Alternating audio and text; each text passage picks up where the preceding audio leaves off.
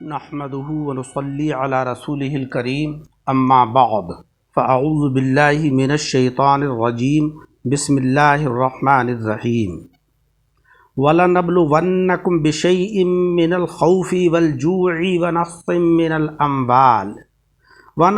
مِّنَ الْأَمْوَالِ وَالْأَنفُسِ وَالثَّمَرَاتِ وَبَشِّرِ الصَّابِرِينَ الَّذِينَ إِذَا أَصَابَتْهُم مُّصِيبَةٌ قَالُوا إِنَّا لِلَّهِ وَإِنَّا إِلَيْهِ راجعون أُولَٰئِكَ عَلَيْهِمْ صَلَوَاتٌ مِّن رَّبِّهِمْ وَرَحْمَةٌ وَأُولَٰئِكَ هُمُ الْمُهْتَدُونَ۔ سامعین اکرام، آج کے درس میں سورہ بقرہ کی آیت نمبر 155، 156 اور 57 کا درس پیش کیا جا رہا ہے۔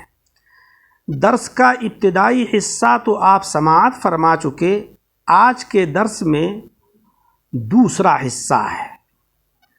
ترجمہ ہے وَلَنَبْلُوَنَّكُمْ، اور البتہ ہم تم کو ضرور آزمائیں گے، کسی قدر خوف سے، جوع بھوک سے، وَنَقْصٍ مِّنَ الْأَمْوَالِ وَالْأَنفُسِ وَالثَّمَرَاتِ، مالوں اور جانوں اور پھلوں میں کمی سے۔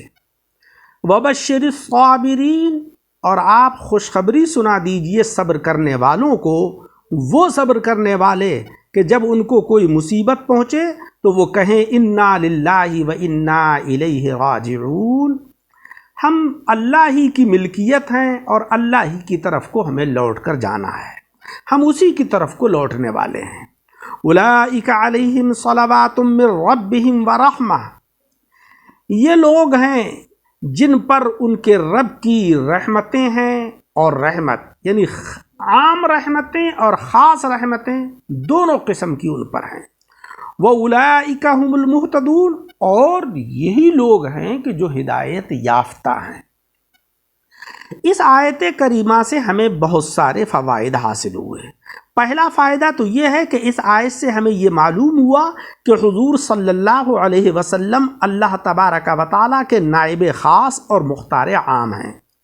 دیکھو، اللہ رب العزت نے ان صابروں کو براہ راست خود خوشخبری نہیں دی، بلکہ اپنے محبوب سے فرمایا کہ آپ خوشخبری سنا دیجئے۔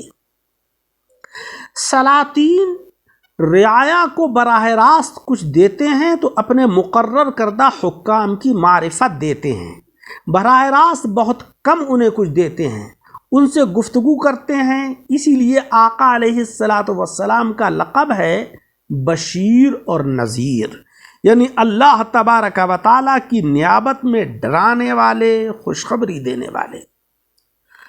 ان آیتوں سے دوسرا فائدہ ہمیں یہ ہوا کہ دنیا مصیبتوں کی جگہ ہے، یہاں آرام کی طلب بے مقصد اور بیکار ہے۔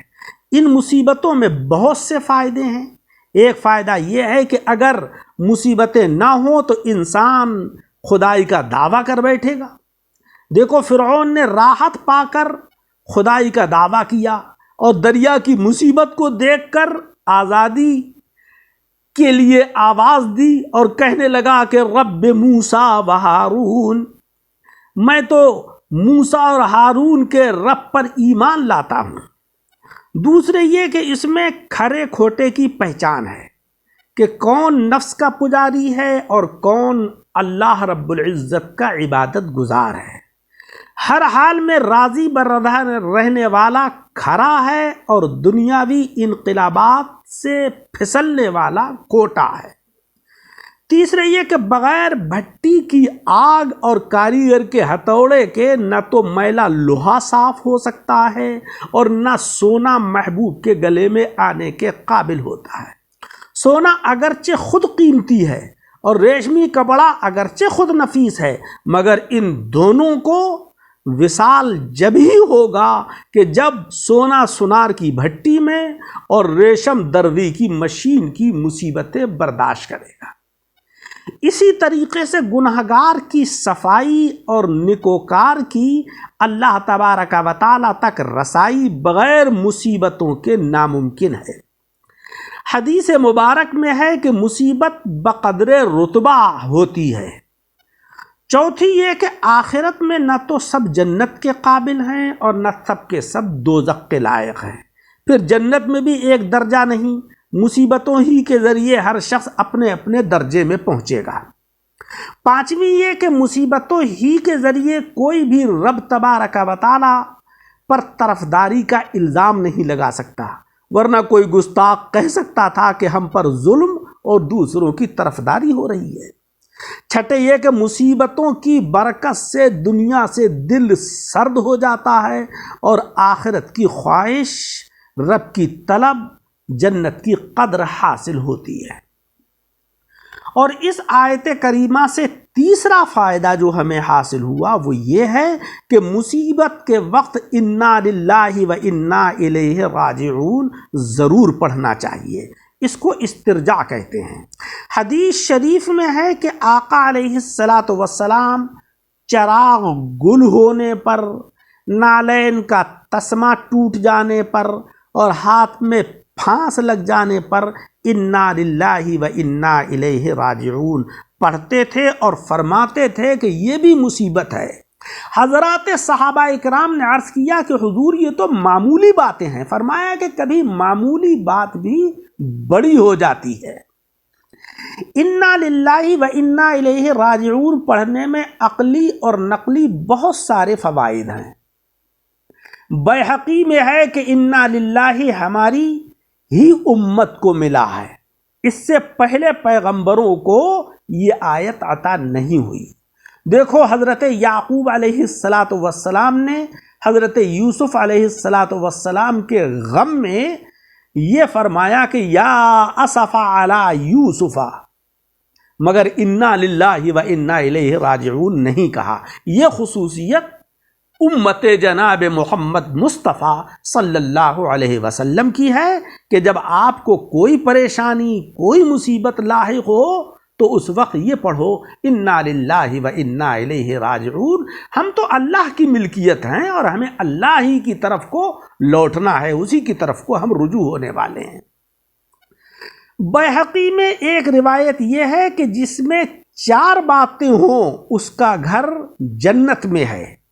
ایک یہ کہ ہر کام میں اللہ تبارک و تعالی سے التجا کرے، دوسرے یہ کہ مصیبت پر انا للہ و انا الیہ راجعون پڑھے، تیسرے یہ کہ نعمت جب حاصل ہو تو اس وقت الحمدللہ پڑھے، چوتھے یہ کہ گناہ پر استغفر اللہ پڑھے۔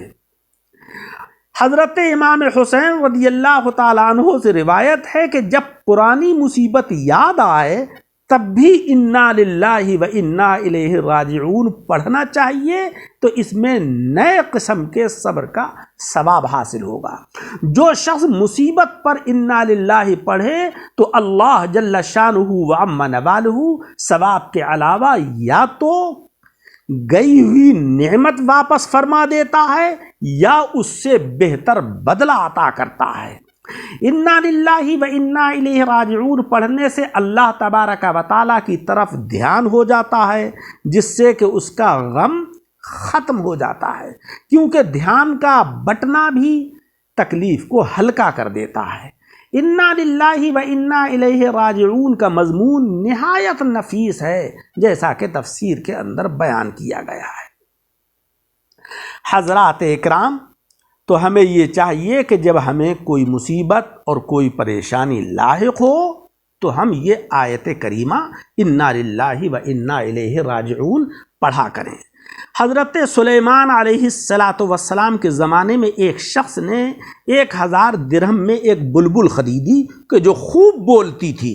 ایک دن اس کے پنجرے میں طوطا کچھ بول کر اڑ گیا اور اس بلبل نے اس دن سے بولنا چھوڑ دیا۔ اس شخص نے حضرت سلیمان علیہ السلام کی خدمت میں حاضر ہو کر یہ ماجرا بیان کیا۔ آپ نے بلبل کا پنجرہ منگا کر اس سے خاموشی کا سبب پوچھا۔ بلبل بولی کہ میں اپنے وطن اور اولاد کو یاد کر کے روتی تھی اور لوگ اسے گیر سمجھتے تھے۔ مجھے طوطے نے سمجھایا کہ تیری بے صبری ہی اس قید کا باعث ہے، اگر تو صبر کرے اور خاموش ہو جائے تو چھوٹ جائے گی، لہذا میں اب نہیں بولوں گی۔ آپ نے مالک سے کہا کہ تو اس کے بولنے سے نا امید ہو جا۔ وہ بولا کہ جب یہ بولے گی نہیں تو مجھے اس کے رکھنے سے کیا فائدہ، لہذا اس نے اس کو آزاد کر دیا۔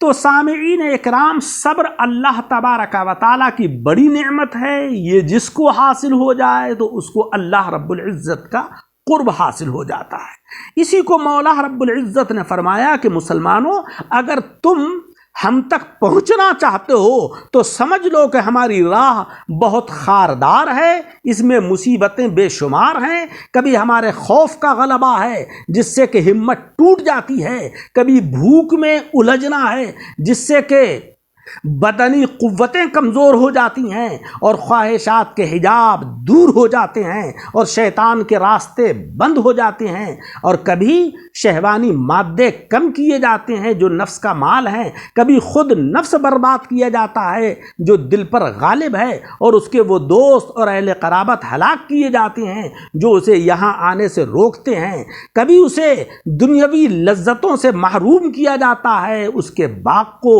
ریاضتوں کی آگ سے جلایا جاتا ہے۔ جو لوگ ان سب مصیبتوں کو گوارا کرتے ہیں اور اپنے کو میری ملک سمجھ کر یہ کہہ دیتے ہیں انا للہ و انا الیہ راجعون، تو ان لوگوں پر ہماری رحمتیں اترتی ہیں اور ہماری طرف سے ان کو ہدایت یافتہ ہونے کا اعلان کیا جاتا ہے۔